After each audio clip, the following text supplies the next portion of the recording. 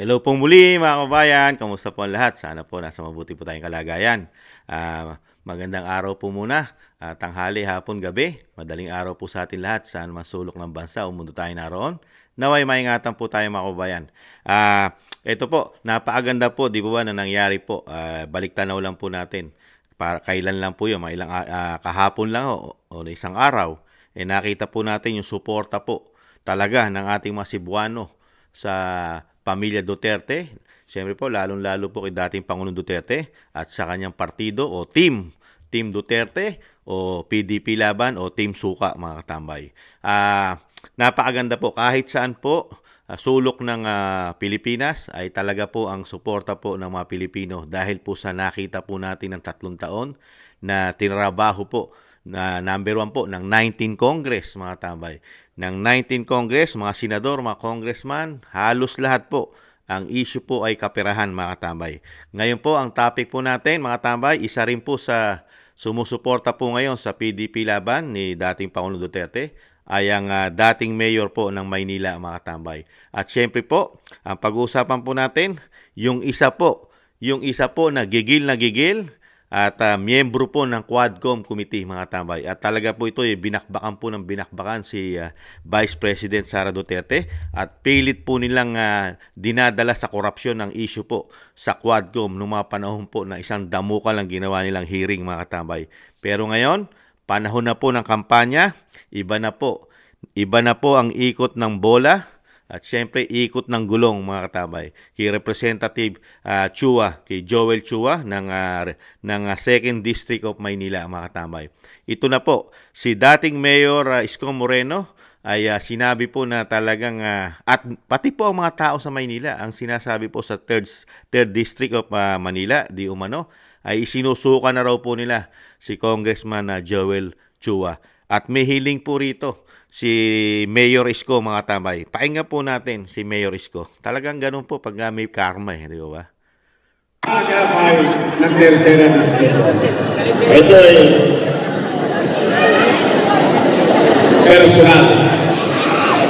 personal kong hiling sa inyo. Naalala ninyo,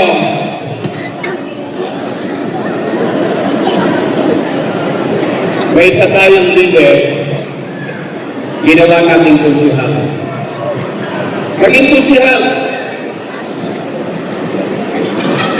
Tinapos pa natin ang termino niya, maging kusihal.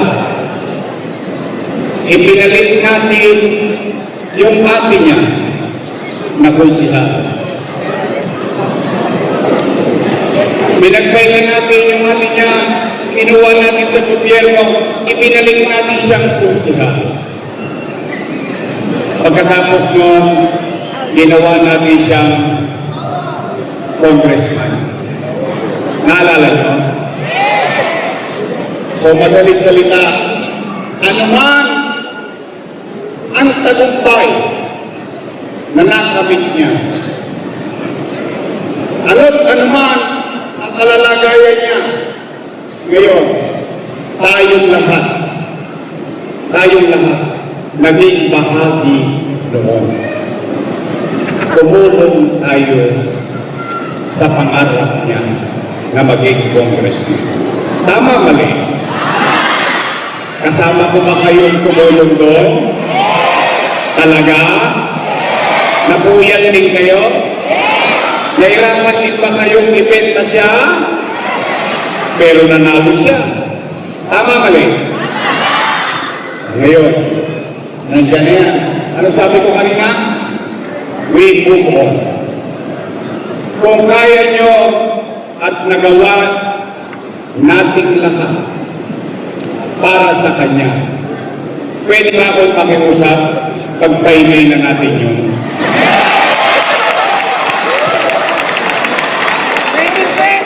Pwede? Dati mabait eh.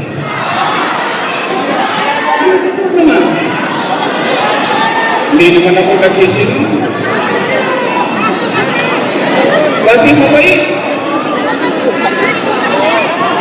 Ngayon, akala mo sino na. Hindi, real talk lang naman. Wala naman tayong manira. napapansin niyo. Pinupuri pa nga natin. Dati mabait. Nasobrahan niya ata ang taba. Umabot ang gandito. Pwede pagpahingin na natin yun. Promise? Talaga? At least, ito i-endorse ko, laging nasa kalsada. Matatagpuan. At din sa lahat, magaling mag-concert. Okay, basta tayo, nakatulong tayo dun sa isa. Hindi naman pwedeng ituloy yun. O ngayon, ang tulong naman nating lahat, pwede bang makisuyo?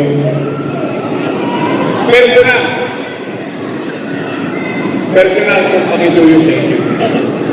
Pwede ba ang gawin na nating congressman pagdating ng araw ng paghuhukom sa Mayo? Pwede ba si Apple Nieto?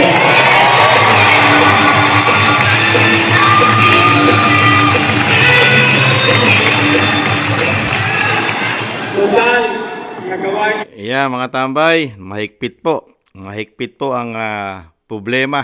Mahigpit po ang kinalalagyan po ngayon ni Congressman Joel Chua ng 3rd District po ng Maynila, mga tambay. Ibang klase po. Ayan po. Ano po sabi ng mayor, ang dating mayor po at tumatakbo po mayor ng Maynila ngayon, na si Isko Moreno, mga tambay, ay masyado na raw po, tumaas na raw po at talagang hindi mayabang na raw po ngayon. Ayon po kay Isko.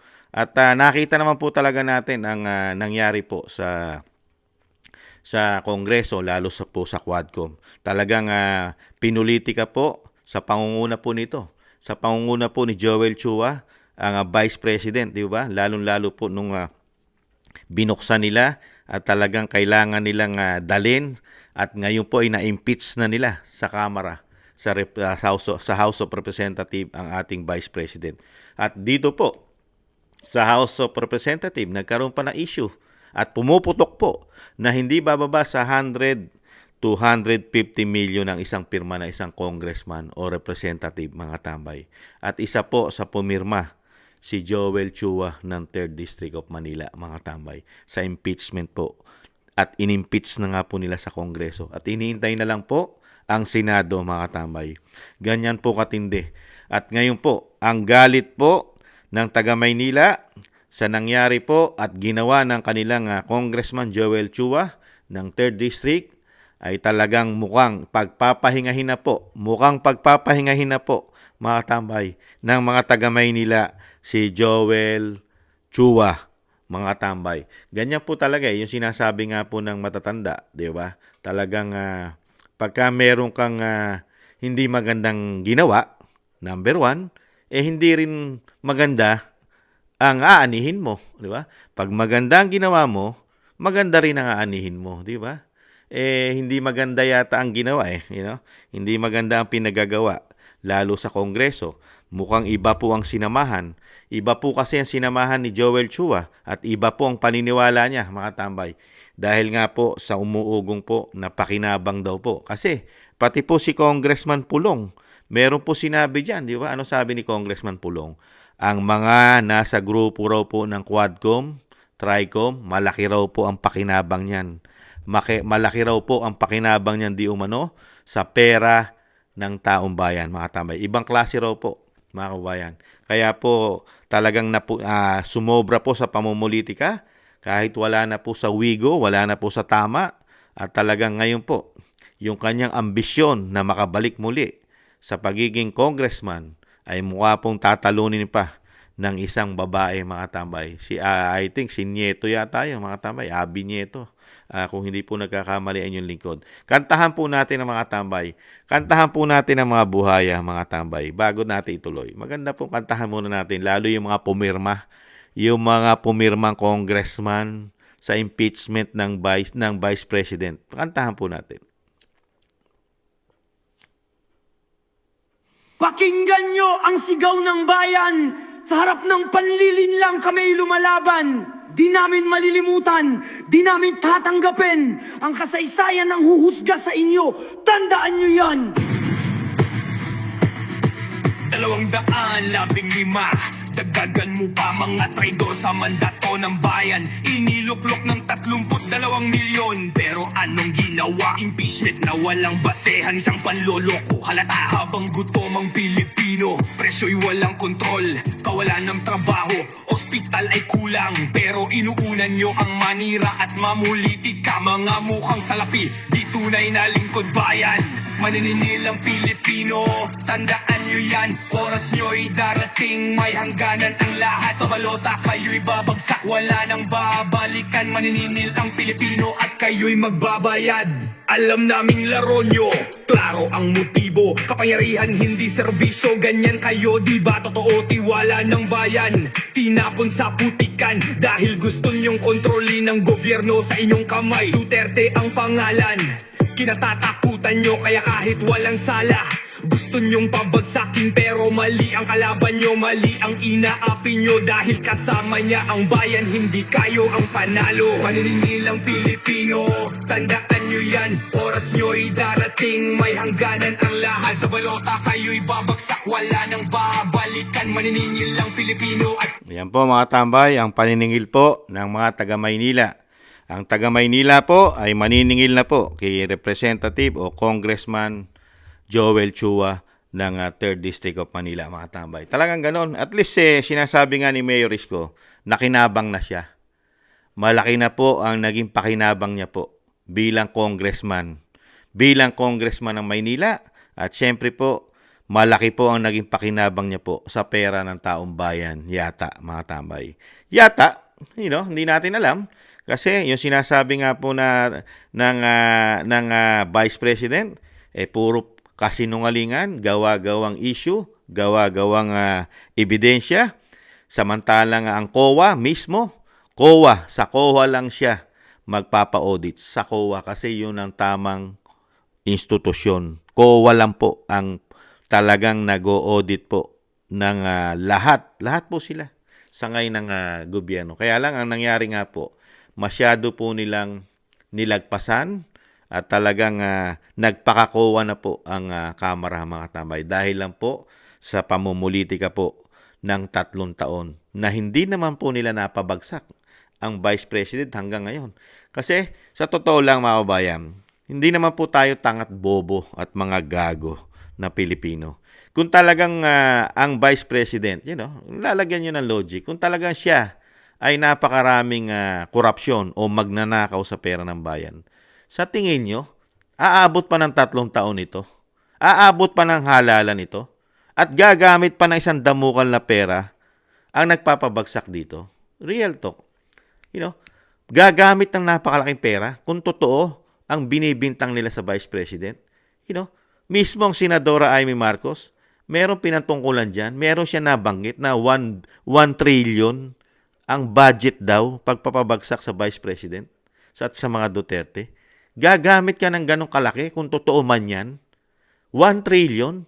At kung totoo, at marami naman nagpapatotoo daw, na 100-250 million ang ginawa nilang impeachment sa Kamara o sa House of Representatives. Sige nga, kung totoo lahat ang pinagbibintang at totoo lahat ng sinasabi pong pagnanakaw, ginastos, kinurakot ng Vice President ang pera ng bayan, kasama daw sa DepEd, confidential fund, sa tingin nyo, kailangan mo pang gumamit ng puwersa?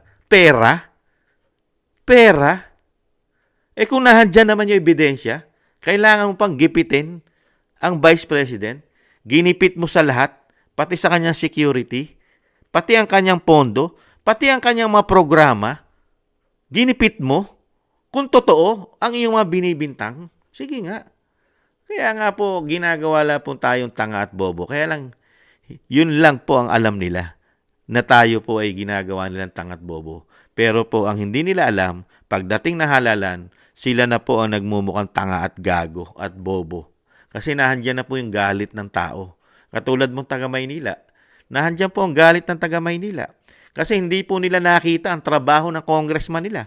3 taon ka ba naman na pinulitika mo lang ang Vice President, congressman ka, wala ka na halos magagawa nun sa iyong distrito, lalo sa 3rd District. Di ba? Dahil 3 taon ka na mulitika sa Vice President sa mga Duterte Di ba? Binakbakan nyo ng binakbakan. Kaya yung sinasabi nga po ni Mayor Isko, talagang dapat na nga po daw pagpahingahin. Nakatulong na ang Maynila, nakatulong na ang mga taga Maynila, lalo ang 3rd District. Dahil sa umpisa pa lang, tinulungan na siya ni Mayor. Talagang isinama niya bilang konsyal ng kanilang syudad, ang Maynila. Nanalong konsyal. Tapos nangarap maging congressman. Tinulungan ng Moreno. Tinulungan ng taga Maynila. Panalo na naman. Ngayon, ano po ang ginawa? Dahil daw po sa taas ng ambisyon ng isang congressman ayon kay Mayor Isko. Napakataas daw ng ambisyon. Saan kaya daw ambisyon? Sa pera? Sa pera kaya ang ambisyon, mga kabayan? Kaya yan po ang napala. Yan po ang napala ng napakataas na ambisyon at syempre po silaw. Pagka silaw ka kasi sa pera Pagka ang tao ay silaw sa pera, talagang pakinabang, kapangyarihan, talagang ganyan ang mangyayari sa'yo. At ang masama, ang taga Maynila, gising yan. At nahandyan din po ang isang dating mayor na napakataas po ng popularidad na talagang tinatangkilik po ng Maynila ang mayor, ang dating Mayor Isko Moreno. Tapos ngayon, siya pa ngayon yung makakalaban mo.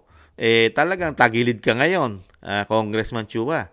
Dahil napaka-popular ng Moreno ngayon, ng Isko Moreno sa Maynila. Walang iniwan yan yung popularidad sa Davao City ng dating Pangulong Duterte at ng Vice President at ng pamilya Duterte ay napaka-popular sa Davao City. Si Isko Moreno ay popular po sa Maynila. Nakita niyo po yung crowd, yung mga Malinenyo na kasama ron sa event. Napakaraming Malinenyo, mga taga Maynila nating kababayan na nakiisa po doon po sa rally o doon po sa pinakilala ni Mayor Isko ang kanyang pambato po na congressman na tatalo po at pagpapahingahin po ang Joel Chua. Talagang ganun po. Panapanahon po yan. Naging maangas naman po. Nakita naman po natin, naging maangas. Talagang kung ang dating po ni Congressman Chua sa Kamara, talagang napakatindi po. At talagang hindi nagkakamali. Kaya lang, kung ikaw ay tama ang ginagawa mo, malalaman naman po yan sa botohan. Sa botohan po, malalaman kung tama ang ginawa mo sa 3rd District of Maynila, kung tama ang ginawa mo at maganda ang ginawa mo sa Maynila, mananalo ka. Pag ikaw ay natalo, alam na puro ambisyon at pangarap ang iyong ginawa ng 3 taon. Di ba? Muli po mga tambay, siyempre po, bago po tayo magtapos, siyempre po, wag nating kalimutan ang ating Team Duterte, mga tambay. Ang PDP laban po, ang kailangan po natin sa ating House of Representatives at siyempre po kailangan natin siyempre sa ating Senado para po sa mga batas na kailangan po na maipasa na po, lalo-lalo po ang drug testing po. Siyempre po, ang drug testing at ang bitay para sa mga politiko, mga tambay. Ayan po mga kababayan, ang ating Team Suka. Ang ating Team Suka, mga kababayan. Yan. Yan lang po ang kailangan po natin, mga kababayan.